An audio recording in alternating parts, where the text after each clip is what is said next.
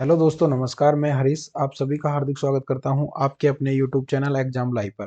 आइएगा दोस्तों, आज से जो क्लासें हम स्टार्ट करने जा रहे हैं उन सभी क्लासों में हम अध्ययन करने वाले हैं आपका क्लास 10th का मैथमेटिक्स के बारे में हम लोग स्टडी करेंगे। ठीक है, कक्षा 10 का गणित विषय के बारे में हम अध्यापन करेंगे। और आपकी एग्जाम जो कि प्रस्तावित डेट आ चुकी है, आप आपकी तैयारी में जुट जाएं। ठीक है, और आप ही की तैयारी के लिए हम ये क्लासेस स्टार्ट कर रहे हैं जो कि आपके लिए एग्जाम की दृष्टि से बहुत ही कारगर साबित होंगी। ठीक है। और हम लोग इन क्लासों में सबसे पहले अगर हमसे आपसे बात करें तो हम उन एक्सरसाइज को, उन अध्यायों के बारे में हम स्टडी करेंगे, अध्ययन करेंगे जो सबसे ज़्यादा नंबर के होंगे। तो इस श्रृंखला में हम लोग क्लास शुरू करने जा रहे हैं। देखिएगा, आज की क्लास में हम आपके साथ में जो जानकारी साझा करेंगे वो करेंगे आपकी प्रश्नावली 1.1, जिसकी अगर हम बात करें तो उसको वास्तविक संख्या के नाम से जाना जाता है, जिसे हम रियल नंबर भी बोलते हैं। ठीक है, अब इसमें आपसे किस तरह के क्वेश्चन पूछे जाएंगे उन सब पर आने से पहले अगर थोड़ा सा हम डिस्कस करें तो पिछली कक्षाओं में हमको जाना होगा। 8वीं 9वीं क्लास के अंदर हमने वास्तविक संख्याओं के बारे में कुछ अध्ययन किया था। तो एक बार हम रिकॉल करते हैं सारी जानकारी। तो सबसे पहले हम जानेंगे संख्या। संख्या क्या होती है? तो देखिएगा, संख्या की बात करें तो वो गणितीय वस्तुएं जिनका उपयोग गिनने, मापने और नामकरण के लिए किया जाता है, उन्हीं को हम लोग क्या बोलते हैं? संख्या बोल देते हैं। अगर हम एग्जाम्पल के तौर पर देखें तो हम रुपये पैसों की बात करते हैं। ठीक है, कि 2000 रुपये, 5000 रुपये। अगर हम किसी क्वांटिटी की बात करते हैं, हम किसी दूरी की बात करते हैं किलोमीटर के रूप में, 5 किलोमीटर, 10 किलोमीटर, 15 किलोमीटर। ठीक है, तो इन सभी चीज़ों को नापने, गिनने, ठीक है, किसी का हम एड्रेस देते हैं, कोई कॉलोनी का नंबर देते हैं, मकान का नंबर देते हैं, भवन का नंबर देते हैं। तो उन सभी में जो काम में लिए जाते हैं, जो अंक होते हैं, उन्हीं को हम लोग क्या बोलते हैं? संख्या बोलते हैं। ठीक है, और संख्या कोई भी होती है तो एक एक अंक से मिलकर के जो चीज बनती है वो संख्या बनती है। जैसे 0 से लेके 9 तक हम अगर एक एक की बात करें, 0 1 2 3 4 5 6 7 8 9, तो ये सभी हमारे क्या कहलाते हैं? अंक कहलाते हैं। आइएगा, हम देखते हैं संख्याओं को प्रकार, दो भागों में बांटा जाता है संख्याओं को।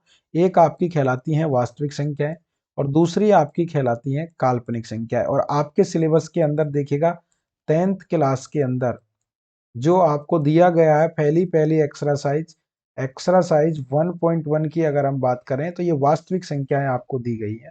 ठीक है, और काल्पनिक संख्याओं की बात करें तो काल्पनिक संख्याएं वो संख्याएं होती हैं जिनका कोई अस्तित्व नहीं होता है दुनिया में। अगर हम देखें तो काल्पनिक संख्या जिनका कोई मतलब वास्तविक होता ही नहीं है, कोई चीज होती ही नहीं है, अगर इनकी बात करें तो आप जब हायर स्टैंडर्ड में जाओगे, 11th या 12th स्टैंडर्ड में जब आप स्टडी करोगे तो वहां पर आपको काल्पनिक संख्याएं मिलेंगी।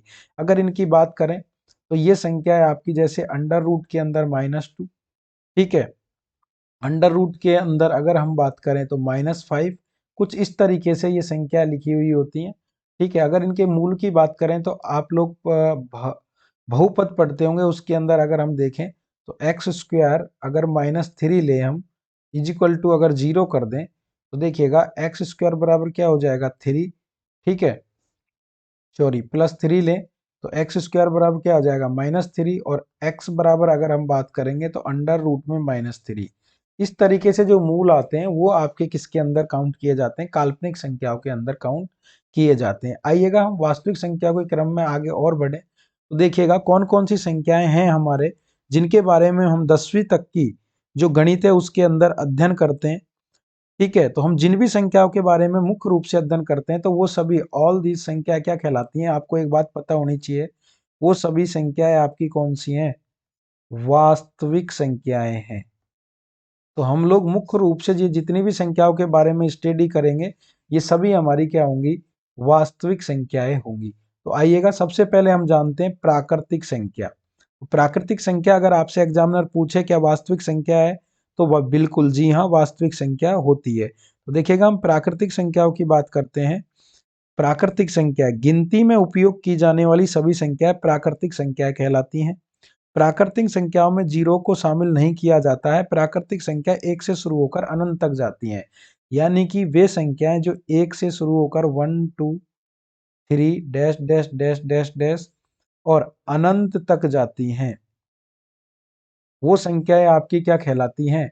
प्राकृतिक संख्याएं कहलाती हैं। अर्थात इनमें अगर हम देखें तो जीरो को शामिल नहीं किया जाता है। जिन संख्याओं को हम गिनने के लिए काउंटिंग में काम में लेते हैं वो सभी संख्या क्या कहलाती हैं? प्राकृतिक संख्याएं कहलाती हैं। आइएगा नेक्स्ट हम बात करते हैं दूसरी सम संख्या पर। ऐसी प्राकृतिक संख्या जो जो दो से पूर्णतः विभाजित हो जाती है उन्हें हम क्या कहते हैं? सम संख्या। यानी कि जिनमें जिनमें दो का भाग चला जाता है, यानी कि जिन प्राकृतिक संख्याओं में दो का भाग चला जाता है वो सभी संख्याएं क्या कहलाती हैं? वो सभी संख्याएं आपकी क्या कहलाती हैं? सम संख्या। आइएगा नेक्स्ट हम बात करते हैं विषम संख्या। तो विषम संख्या होंगी जिनमें दो का भाग पूरा पूरा नहीं जाएगा, यानी कि जिनमें दो का भाग नहीं जाता, वो संख्या क्या कहलाती है आपकी? विषम संख्या। जैसे 1 हो गया, 3 हो गया, 5 हो गया, 7 हो गया। सम संख्या की बात करेंगे तो 2 का भाग 2 में चला जाता है, 4 में चला जाता है, 6 में चला जाता है, 8 में चला जाता है। तो ये सभी संख्याएं इनकी क्या हो सकती हैं? एग्जाम्पल हो सकते हैं, उदाहरण हो सकती हैं। आइएगा आगे चलते हैं हम। पूर्णांक संख्या की बात करें तो पूर्णांक संख्या को इंग्लिश में इंटीजर बोला जाता है। ठीक है, तो देखिएगा पूर्णांक संख्या धनात्मक और ऋणात्मक और जीरो से मिलकर बनी हुई संख्या क्या कहलाती है? पूर्णांक संख्या। यानी कि जो माइनस इन्फिनेटिव से चल करके 3 -2 -1 0 +1 +2 डैश डैश डैश और प्लस इन्फिनेटिव तक जाती हैं, वो सभी संख्याएं आपकी क्या कहलाती हैं? वो आपकी कहलाती हैं पूर्णांक संख्या कहलाती हैं, याद रखिएगा। ठीक है, पूर्णांक संख्याओं की अगर हम बात करें तो देखिएगा पूर्णांक संख्या 3 प्रकार की होती हैं आपकी: धनात्मक संख्या, ऋणात्मक संख्या और उदासीन पूर्णांक। उदासीन पूर्णांक की बात करें तो हम जीरो को बोलते हैं। धनात्मक पूर्णांक की बात करें तो प्लस वाली सभी संख्याएं हमारी धनात्मक पूर्णांक कहलाती हैं और ऋणात्मक पूर्णांक की बात करें तो जो माइनस वाली संख्याएं होती हैं वो हमारी कौन सी कहलाती हैं? ऋणात्मक पूर्णांक कहलाती हैं। चलिएगा पूर्ण संख्या की बात करते हैं। पूर्ण संख्या देखिएगा, पूर्ण संख्या क्या होती है? तो याद रखिएगा, ये इंपॉर्टेंट है। अगर हम प्राक प्राकृतिक संख्या जितनी भी हैं जो हमारी 1 से शुरू होती है उनमें अगर जीरो को भी शामिल कर लें तो वो संख्या क्या बन जाती हैं? यानी कि 0 1 2 3 डैश डैश डैश डैश, ये सभी संख्याएं चाहे भले ही ये अनंत तक जाती हैं, ये सभी संख्याएं आपकी क्या कहलाएंगी? पूर्ण संख्या कहलाएंगी। इनको होल नंबर भी बोला जाता है। आइएगा हम बात करते हैं भाज्य संख्या। भाज्य संख्या क्या होती है? तो देखिएगा, हमने अभी सम और विषम संख्या पढ़ी लेकिन भाज्य कॉन्सेप्ट अलग है। भाज्य की अगर बात करें तो भाज्य संख्या ऐसी प्राकृतिक संख्या जो स्वयं और एक से विभाजित होने के अतिरिक्त कम से कम किसी अन्य और संख्या से भी विभाजित होती हो। यानी कि अगर हम बात करें भाज्य संख्याओं की जो केवल स्वयं से तो विभाजित हुई, स्वयं के अलावा किसी और दूसरी संख्या से भी विभाजित होती हैं, वो आपकी क्या कहलाती हैं? भाज्य संख्या। जैसे 4, देखिएगा 4 की बात करें तो 4 में 4 का भाग तो जाएगा ही स्वयं का, इसके अलावा 4 में 2 का भाग भी चला जाएगा, 4 में 1 का भाग भी चला जाएगा। और हम लेते हैं देखिएगा, और हम लें तो देखिएगा 9, 9 में 9 का भाग तो जाएगा ही, 9 के साथ में 3 का भाग भी चला जाएगा और 9 में 1 का भाग भी चला जाएगा।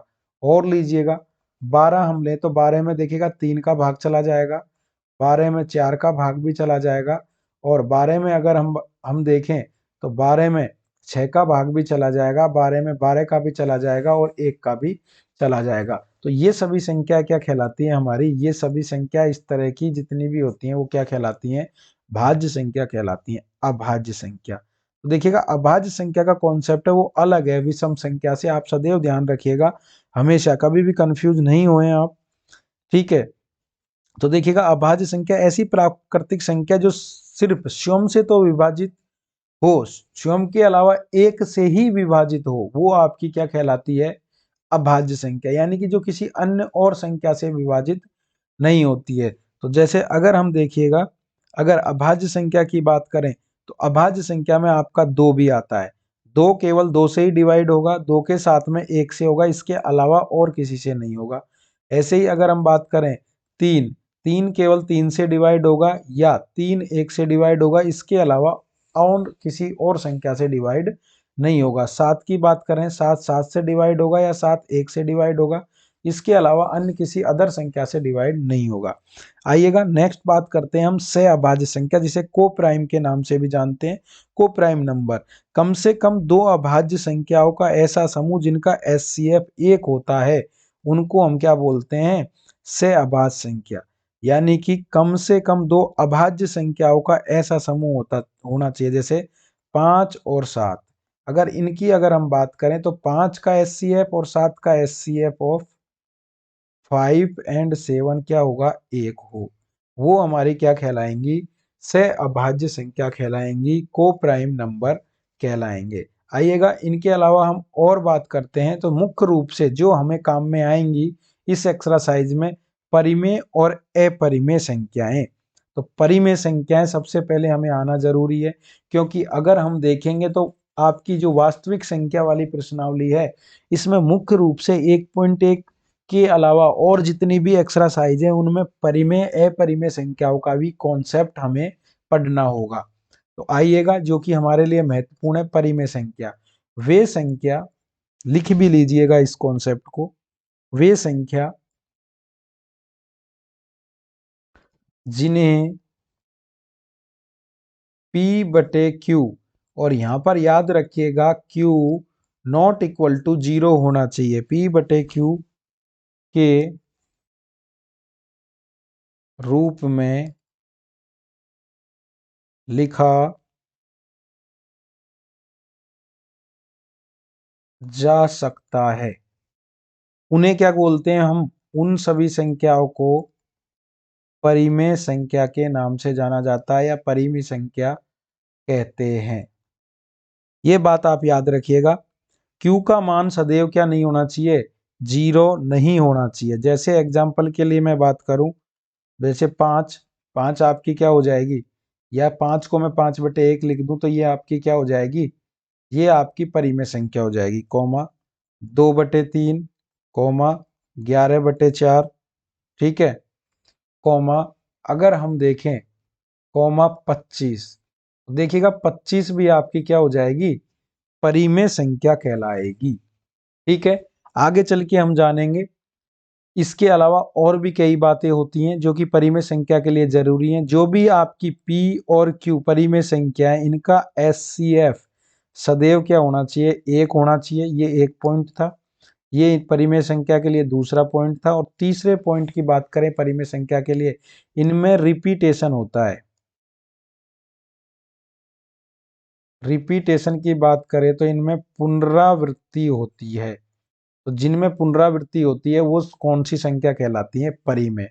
इसके अलावा बचा कॉन्सेप्ट जो बाकी का अपरिमेय, तो वो संख्या है जो इन तीनों बातों को फॉलो नहीं करेंगी, वो आपकी क्या कहलाएंगी? अपरिमेय। अर्थात ऐसी संख्या है जिन्हें P/Q के रूप में नहीं लिखा जा सकता। अर्थात ऐसी संख्याएं जिन्हें P/Q के रूप में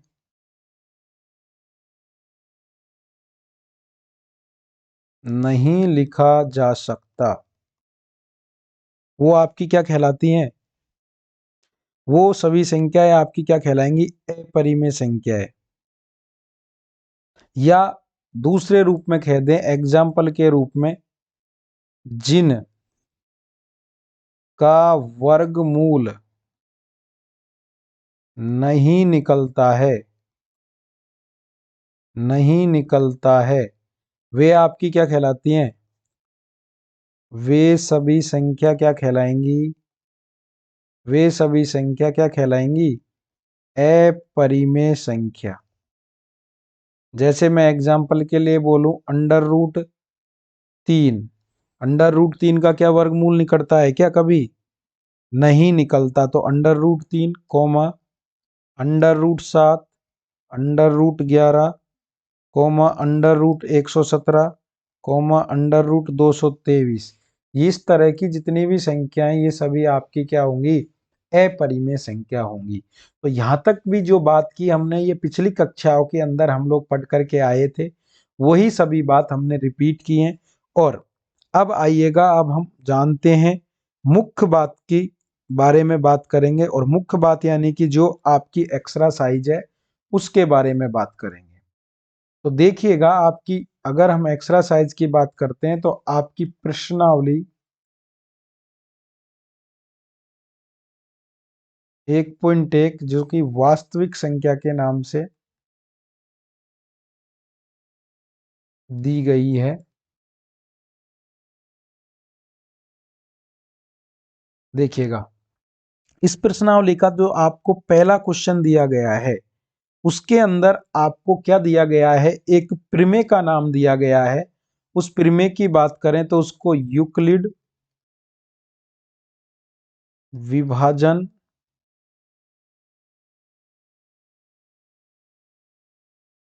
प्रमेय के नाम से जाना जाता है।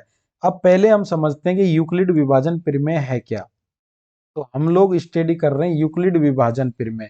तो एक गणितज्ञ थे, महान गणितज्ञ हुए थे, उन्होंने एक थ्योरम दी थी, ठीक है, उसी को ही हम यूक्लिड विभाजन प्रमेय बोलते हैं। और इन्होंने पूरा प्रोसेस बताया था कि किस तरीके से हम किन्हीं भी दो संख्याएं जो हमें दे रखी हैं, दो या दो से अधिक संख्या दे रखी हैं, तो उनका मैसे पे निकालते हैं।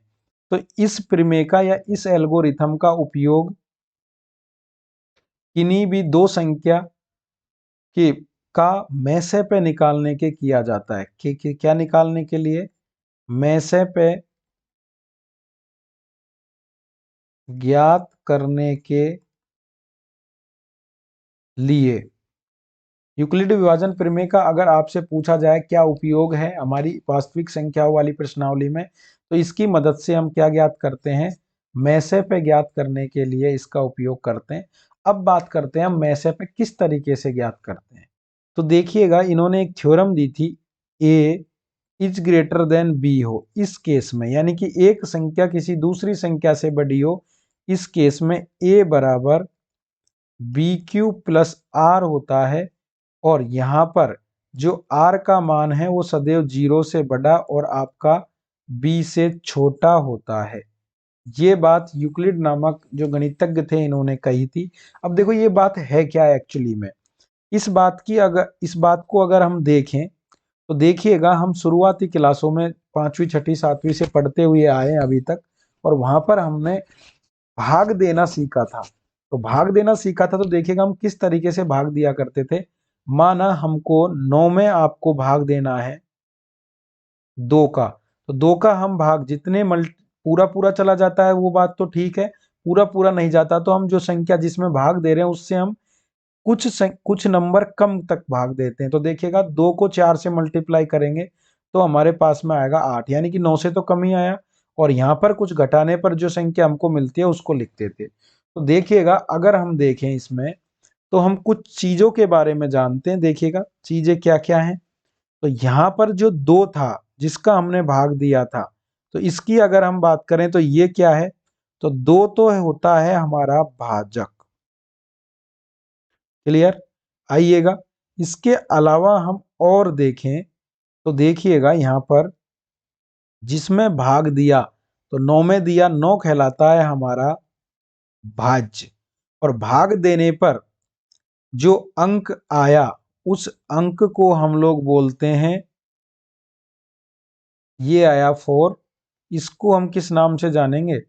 इसको बोलेंगे हम भागफल।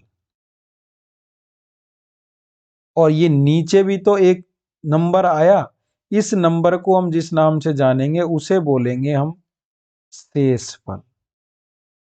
तो यहां पर अगर हम देखें तो ये 4 चीज निकल करके आई हमारे सामने, और चारों चीजों की देखिएगा हम किस रूप में बात करें तो देखिएगा यहां पर अगर हम बात करते हैं तो भाज्य बराबर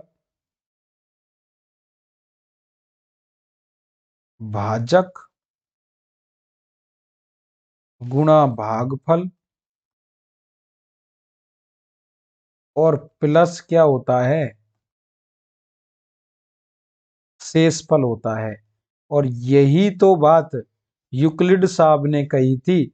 उन्होंने बस इसको एक विशेष अक्षरों के रूप में डिनोट कर दिया था। उन्होंने कहा था कि अगर हम हमारे भाज्य को ए से डिनोट करें भाजक को b से डिनोट करें, भागफल को हम लोग q से डिनोट करें और शेष फल को हम r से डिनोट करें। तो देखिएगा भाज्य क्या हो जाएगा a, भाजक हमारा हो जाएगा b, भागफल हो जाएगा हमारा q और शेषफल हो जाएगा r।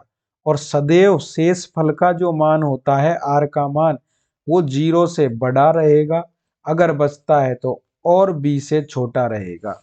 यही तो बात यूक्लिड साहब ने कही थी।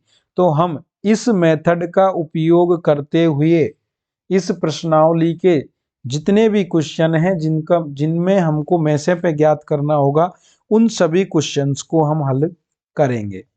तो देखिएगा हमारा क्वेश्चन है क्वेश्चन नंबर 1, जो आपकी एक्सरसाइज 1.1 का जो क्वेश्चन नंबर 1 है उसकी बात करते हैं। देखिएगा क्वेश्चन क्या है, क्वेश्चन है निम्नलिखित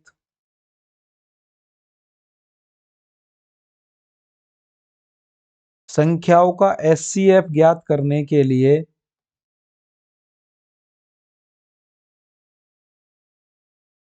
संख्याओं का एचसीएफ ज्ञात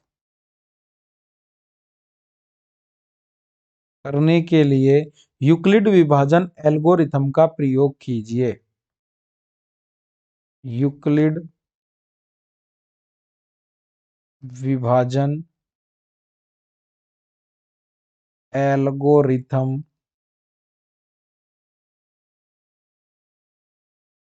का प्रयोग कीजिए। तो देखिएगा हमारा पहला क्वेश्चन है क्वेश्चन नंबर 1, जो दिया गया है हमें 135 और 225, यानी कि एक संख्या में 135 दी गई है, दूसरी संख्या में 225 दी गई है। इन दोनों संख्याओं का हमको क्या निकालना है, यूक्लिड मेथड से एचसीएफ निकालना है। तो आइएगा हम लोग इसे सॉल्व करते हैं। देखिएगा किस तरीके से हम इसे सॉल्व करेंगे। देखो यहां पर सबसे पहले हम कंपेयर करते हैं यूक्लिड विभाजन प्रमेय से। तो देखिएगा हम कहेंगे यूक्लिड विभाजन प्रमेय से। यूक्लिड विभाजन प्रमेय कब लगाई जाती है, जब a is greater than b हो। तो यानी कि हमारा 225 बड़ा है किससे, 135 से, यानी कि 225 इज ग्रेटर देन कितना, 135। क्लियर। तो देखिए यूक्लिड विभाजन प्रमेय कहती है a बराबर बी क्यू प्लस आर, और जो r होता है वो आपका 0 से तो बड़ा और b से छोटा। तो इसके लिए हम चरण 1 की बात करेंगे। और देखिएगा यूक्लिड विभाजन प्रमेय को तब तक हम अप्लाई करते हैं तब तक हमारा r का मान क्या नहीं आ जाता, 0 नहीं आ जाता। तो यहाँ पर सबसे पहले हम चेक करते हैं कि 225 बड़ा है 135 से। तो यूक्लिड विभाजन एल्गोरिथम का प्रयोग 225 और 135 में करने पर हमको क्या प्राप्त होता है उसको हम लिखेंगे चरण फर्स्ट में। तो देखिएगा क्या प्राप्त होता है उसे हम किस तरीके से आइडेंटिफाई करेंगे, यानी किस तरीके से पता करेंगे। तो देखिएगा हम लोग क्या करते हैं, 225 है उसमें किसका भाग देंगे, 135 का भाग देंगे। दीजिएगा देखिएगा 135 एकम 135, अगर इससे ज्यादा बार देंगे, 2 बार देंगे तो हमारा कितना हो जाएगा, 270, जो कि 225 से ज्यादा है। तो रिमाइंडर कितना बचेगा, यहाँ पर रिमाइंडर बचता है हमारे पास में 90। तो देखिएगा अभी जस्ट मैंने आपको पिछली स्लाइड में समझाया था कि भागफल है जिसे हम q की जगह लिखेंगे, भाज्य है जिसको हम a की जगह लिखेंगे, भाजक है उसको हम b की जगह लिखेंगे, और शेषफल है जिसको हम r की जगह पर प्लेस करेंगे। तो यहाँ पर अगर मैं बात करूं तो हमारा ये तो क्या आया q, ये क्या आया, ये आया हमारा r, और ये क्या है हमारा, ये है हमारा b, और 225 क्या है हमारा, ये है हमारा a। तो मैं इन सब वैल्यूज को यूक्लिड विभाजन जो थ्योरम थी उसके फॉर्मूले में पुट कर दूं तो देखिएगा यहाँ पर जो चरण हमारा फर्स्ट है वो क्या है, देखो 225 बराबर 135 मल्टीप्लाई बाई 1 प्लस 90। क्या अभी आर का मान 0 आया? क्या नहीं आया? आर का मान 0 नहीं आया तो इसका मतलब है कि अभी हमको चरण नंबर 2 की ओर चलना पड़ेगा। और चरण 2 की अगर हम बात करें तो देखिएगा, अगर आर का मान हमारा 0 आ जाता, क्योंकि यहाँ पर शेष 90 जो आया है वो नॉट इक्वल टू 0 है, तो यूक्लिड विभाजन एल्गोरिथम का प्रयोग अब हम अगली बार 135 और 90 के लिए करेंगे। यानी 135 और 90 के लिए हम यूक्लिड विभाजन थ्योरम को यूज करेंगे। तो अगली बार क्या होगा, जो रिमाइंडर था वो तो हमारा क्या बन जाएगा, बी बन जाएगा, यानी कि भाजक बन जाएगा। और हम लोग क्या करेंगे, इस 90 का भाग देंगे किसमें, 135 में, यानी कि जो पहले क्या था, भाजक था, उसके अंदर। तो दीजिए, तो 90 एकम 90, 90 दूना 180, जो तो ज्यादा हो जाएगा तो हम एक बार ही देंगे, तो 90 बार जाएगा। और यहाँ पर फिर से कुछ ना कुछ रिमाइंडर बचेगा 45। तो देखिएगा इस केस में फिर से हमारी पोजीशन चेंज हो गई है। 90 तो बी का मान हो गया है, 135 ए का मान हो गया है, एक हमारा क्यू का मान हो गया है, और यहाँ पर आर का मान आया इस बार 45। क्या अभी आर 0 हुआ? क्या नहीं हुआ। ठीक है, तो यहाँ पर हमारा sorry 90 not equal to 0। So further अपन इस स्टेप को अप्लाई करते हैं। इस बार हमारा क्या आता है, 135 बराबर 90 गुणा 1 प्लस कितना, 45। और इस बार भी 45 नॉट इक्वल टू क्या है, 0। तो हम इस बार फिर से देखिएगा, फिर से हम किसकी ओर जाएंगे, चरण थर्ड की ओर चलेंगे। तो चरण थर्ड की ओर जाएंगे तो हम क्या करेंगे, फिर से 45 तो हमारा क्या बनेगा, इस बार बी बनेगा। और जो 90 था, यानी पिछली बार जो हमारा बी था, वो हमारा क्या बन जाएगा, ए बनेगा। क्लियर। और 45 दूना 90 होता है, देखिएगा। और इस बार हमारे पास में रिमाइंडर क्या आ जाता है, शेषफल 0 आ जाता है। और जैसे ही शेषफल 0 आता है तो जिसका हमने भाग दिया था, यानी जो हमारा बी था, वही हमारा क्या बनेगा, वही हमारा बन जाएगा, में से पे होगा।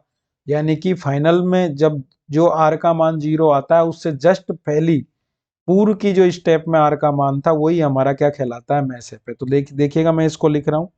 इसको लिखूंगा तो मेरा 90 तो क्या बन जाएगा, भाजक बराबर 45 इंटू मल्टीप्लाई बाई 2 प्लस, देखिएगा यहाँ पर क्या बन गया, यहाँ पर आ गया 0। ठीक है। और इस बार जो हमारा रिमाइंडर था, यानी कि आर इक्वल टू क्या हो गया, 0। और आर इक्वल टू 0 होते ही हम लोग आइडेंटिफाई करके बोल सकते हैं कि ये दोनों संख्या जिनको हम लेकर के चले थे, उनका जो एचसीएफ होगा वो कितना होगा, 45 होगा, 45 होगा। तो देखिएगा, हम यहाँ पर लिखेंगे, यूक्लिड विभाजन प्रमेय द्वारा यूक्लिड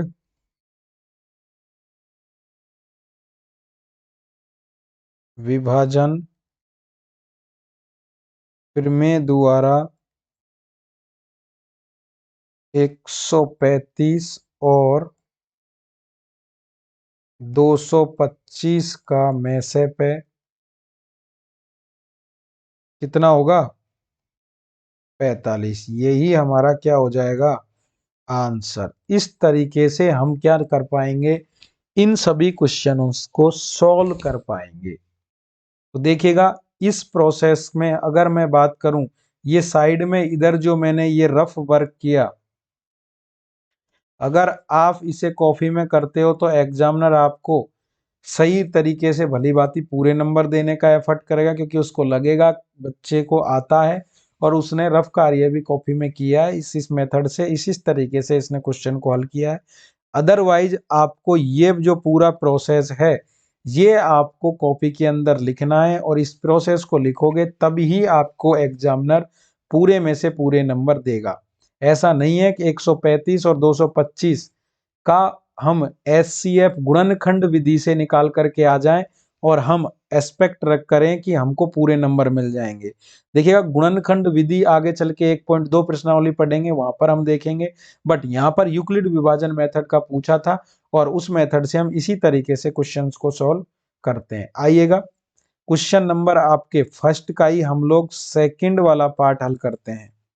देखिएगा क्वेश्चन नंबर फर्स्ट का सेकंड पार्ट है वो आपका क्या है। क्वेश्चन नंबर फर्स्ट का सेकंड पार्ट है आपका 196 और 38,220। 196 और 38,220 का हमको क्या निकालना है, इन दोनों का क्या निकालना है, इन दोनों नंबर्स का हमको यूक्लिड विभाजन मेथड से क्या निकालना है भाई, में से पे निकालना है। तो देखिए लिखिएगा यूक्लिड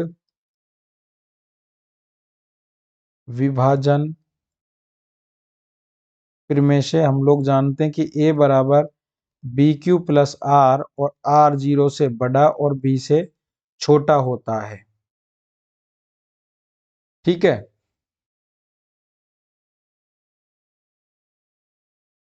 तो इसके लिए हम लोग लिखेंगे चरण फर्स्ट। तो चरण फर्स्ट क्या होगा, देखिएगा अगर आप सीख चुके हैं तो हम लोग चेक करते हैं यहाँ पर a is greater than b।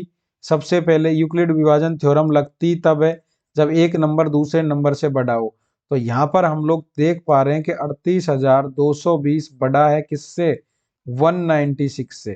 तो हम 38,220 में किसका भाग दे देंगे, 196 का, और 196 का अगर आप भाग दोगे तो 195 टाइम जाएगा और पूरा पूरा चला जाएगा भाई।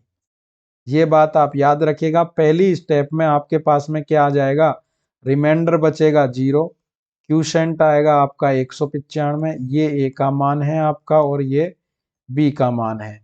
तो देखिएगा फाइनली अगर हम देखें तो 38,220 इजक्वल टू 196 मल्टीप्लाई बाई 195 और प्लस 0। जिस स्टेप में 0 आया उसी में अगर हम लोग देखें, ठीक है, तो उसी में अगर हम लोग देखें तो जो हमारा क्या आया, क्यूसेंट का मान आया, वही हमारा क्या कहलाएगा, इस क्वेश्चन का क्या कहलाएगा भाई, सॉरी जो हमारा जिसका हमने भाग दिया था वही हमारा क्या कहलाएगा, में से पे। तो यहाँ पर देखिएगा हमने किसका भाग दिया था, यहाँ पर हमने किसका भाग दिया था, 96 का, 196 का क्या दिया था, भाग दिया था। तो इसीलिए हम कहेंगे यहाँ पर रिमाइंडर बराबर क्या आ गया, 0, और रिमाइंडर बराबर 0 आते ही कहेंगे यहाँ पर भाजक का मान क्या था, 196 था, इसलिए 196 और 38,220 का एचसीएफ कितना हो जाएगा, 196 हो जाएगा। तो हम लोग कह सकते हैं यूक्लिड विभाजन प्रमेय से 196 और 38,220 का में से पे कितना होगा, 196 होगा। यही हमारा क्या होगा, इस क्वेश्चन का आंसर होगा। आइएगा नेक्स्ट क्वेश्चन की ओर मूव करते हैं। क्वेश्चन नंबर फर्स्ट का ये आपका तीसरा पार्ट है। तीसरा पार्ट क्या है, देखिएगा तीसरा पार्ट है आपका 867 और 225। इसका क्या निकालना है हमको, में से पे, किससे, यूक्लिड विभाजन प्रमेय से। तो देखिए हम लोग जानते हैं यूक्लिड विभाजन प्रमेय, यूक्लिड विभाजन प्रमेय ए बराबर बी क्यू प्लस आर, जहां पर आर का मान 0 से बड़ा और बी से छोटा होता है। और ये कब लगता है, ए इज ग्रेटर देन बी, जब आपका एक मान बड़ा हो किसी दूसरे मान से। और यहाँ पर अगर हम देखें तो 867 है वो आपका बड़ा है किससे, 225 से। तो हम यहाँ 867 में किसका भाग देंगे भाई, 225 का भाग देंगे। कितनी बार जाएगा वो भी देखिएगा, लगभग आपका 3 बार जाएगा। दीजिएगा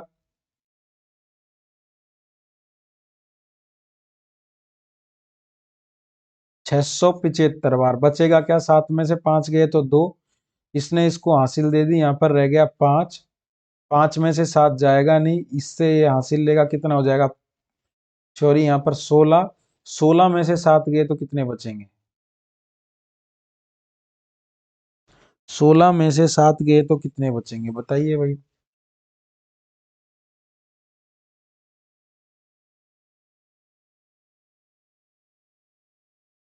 सॉरी ये 225 नहीं है, ये 255 है आपका। कितना है भाई, ये 255 है। इसको सही कीजिएगा एक बार, देखिएगा यहाँ जाएगा ही नहीं, नहीं तो आएगा ही नहीं आंसर। ये आपका कितना है यहाँ पर,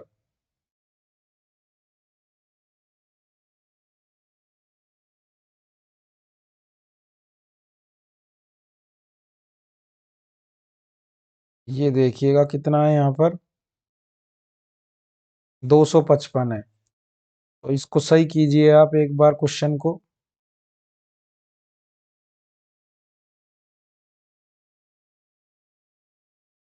255 और यहाँ पे भी कितना आएगा, 255। अब कितनी बार जाएगा देखिएगा, 5 × 15 5 हासिल पाई 1, 5 × 15 16 का 6 हासिल पाई 1, 3 दूनी 6, 665 बार। और यहाँ पर बचेगा 0, और यहाँ पर क्या बचेगा, 0 बचेगा, और यहाँ पर बचेगा हमारा 1। और इसको सही कीजिएगा, यहाँ पर आएगा 7।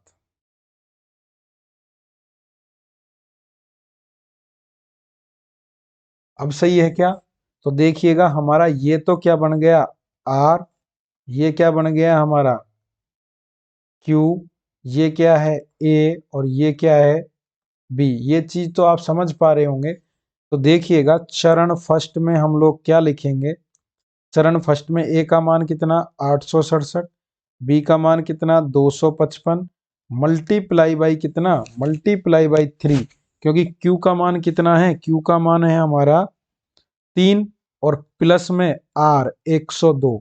क्या अभी भी R is equal to no, R is equal to 0 है क्या, नहीं। तो R इजक्वल टू जब तक 0 नहीं आएगा तब तक हम चरणों को क्या करते चलेंगे, फर्दर सोल्व करते चलेंगे। और अगली स्टेप में क्या बन जाएगा, ये तो आपका बन जाएगा B, और जो पहले वाला B था वो आपका क्या बन जाएगा, 255 क्या बनेगा भाई, A। अब देखिएगा भाग दीजिएगा आप, कितनी बार जाएगा, तो आप भाग देंगे तो देखिएगा कितनी बार जाएगा, 102, एकम 102, 102 दूजा आपका 204, बाकी तो आपका 300 ज्यादा हो जाएगा, तो 2 बार जाएगा। कितनी बार जाएगा, 204 बार जाएगा। और रिमाइंडर कितना बचेगा 1, और 5 में से 0 गया तो आपका क्या बच जाएगा 5, 51 बच जाएगा। और अभी भी आपका R बराबर 0 नहीं आया, तो हम लोग क्या लिखेंगे, 255 बराबर 102 गुणा 2 प्लस कितना आएगा 51। और अभी भी R नॉट इक्वल टू आपका क्या है 0, इसलिए हम तीसरे चरण की तरफ अग्रसर होंगे। और तीसरे चरण में अगर हम देखें तो आपका जो अभी R आया था ये क्या बन जाएगा, B बनेगा, और जो पिछला B था वो क्या बन जाएगा, A। और 51 दूना कितना होता है 102, अभी क्या आ गया, R बराबर आपका आ गया 0। तो देखिएगा इस स्टेप में हम लोग लिखेंगे 102 बराबर 51 गुणा में 2, और प्लस का कितना 0। और मैंने बताया था R बराबर 0 आते ही इससे जस्ट पहले वाली जो स्टेप है वही हमारा क्या हो जाएगा, वही मान हमारा क्या हो जाएगा, यानी कि जो भाजक था वही क्या, लास्ट अंतिम भाजक, अंतिम जो भाजक होगा वही क्या कहलाएगा, मैसे पे कहलाएगा, उन नंबर्स का जिन नंबर को लेकर के हम चले थे। तो हम लोग लिख सकते हैं यूक्लिड विभाजन प्रमेय से 867 और 225 का मैं से पे क्या होगा भाई? 51। यही हमारा क्या हो जाएगा? आंसर। तो इस तरीके से आप लोगों ने और हमने मिलकर के देखिएगा आपका एक्सरसाइज 1.1 का जो क्वेश्चन नंबर था वो पूर्ण रूप से सॉल्व किया। ठीक है, और अब अगले सेशन में हम लोग मिलेंगे आप ही के साथ में क्वेश्चन नंबर 2 के साथ। ठीक है, और इसी तरीके से मैं आपको हर क्वेश्चन का सॉल्यूशन आपको एक एक वीडियो के रूप में प्रोवाइड करवाता रहूंगा। आपका प्यार और स्नेह इसी तरीके से आप हमारे साथ में बनाए रखें। ठीक है, सारी क्लासें आपको टाइमली मिलती रहेंगी प्रॉपर। तब तक के लिए धन्यवाद।